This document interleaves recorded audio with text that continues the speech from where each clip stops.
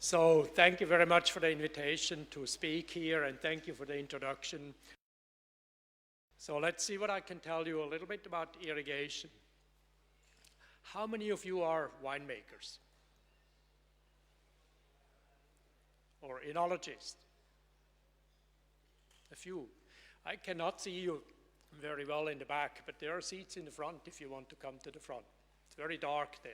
So we have some winemakers and some enologists here.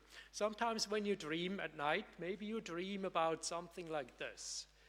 Many wine writers and winemakers want us to think that we want small berries. We want loose and open clusters. Small berries because they're good, supposedly good. They have a high skin to surface or surface to volume ratio. And they also have a high seed to volume ratio.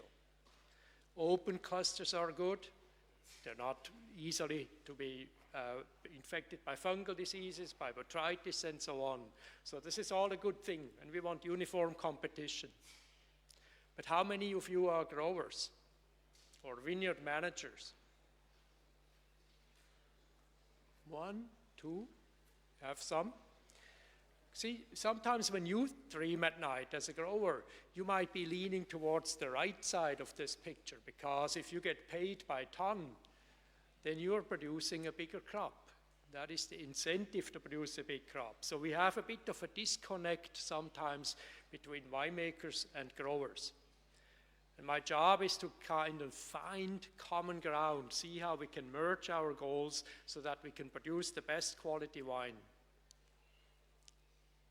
One thing that I hear a lot, I've been working on irrigation for many years now, and I can tell you I work in Washington State, not in Seattle, but I say I work on the ever-brown side of the evergreen state.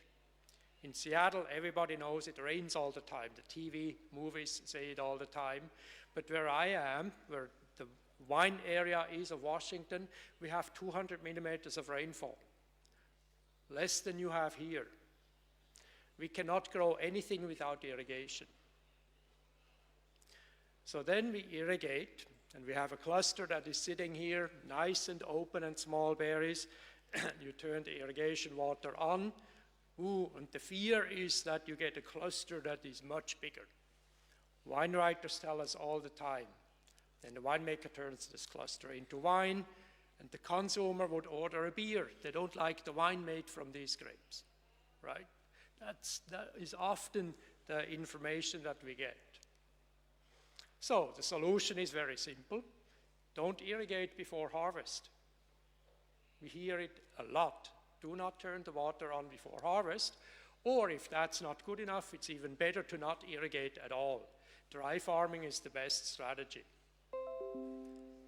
And you hear the sound. With that, that is the end of my presentation. I don't know if you have any questions. You can keep it very simple. The reality, of course, is it's not so easy. Life and viticulture are more complicated than this. So what I'm trying to do today is take you through a bit of a tale of fact and fiction. People believe many things, and then science may teach us that these things may not seem as they are not as they seem. So a tale of causes and consequences. And it starts with the berry. Right? Wine is made from grape berries, we all know that. A grape berry is mostly water. Even at harvest, 70 to 80% of the berry is water. And there are two pathways that water can move into the berry. One pathway is called the xylem in science. It's the water pipes that bring water from the roots up into the plant, so the water pipes themselves and into the berry. The other pathway is the phloem. Again, in science, the phloem is the sugar pathway. It's what brings sugar from the leaves to the berry. And of course, sugar cannot move in crystallized form in the plant. It has to be dissolved in water. So the phloem also brings water to the berry. We have two pathways that bring water into the berry, and we also have two pathways that bring water out of the berry. One of them is transpiration. The evaporation of water from the berry surface transpires water to the atmosphere. The other pathway is xylem backflow. So the xylem flow, the water flow that brings water to the berry, can also take it away, can move from the berry to the leaf. And we will look at these effects a little bit in detail later. The size of the grape berry is mostly determined by its water balance. If you bring more water in, the berry gets bigger. You take water away, the berry gets smaller.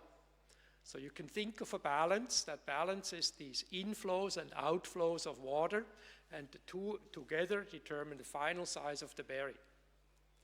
And then there's one more thing that you have to consider with final berry size.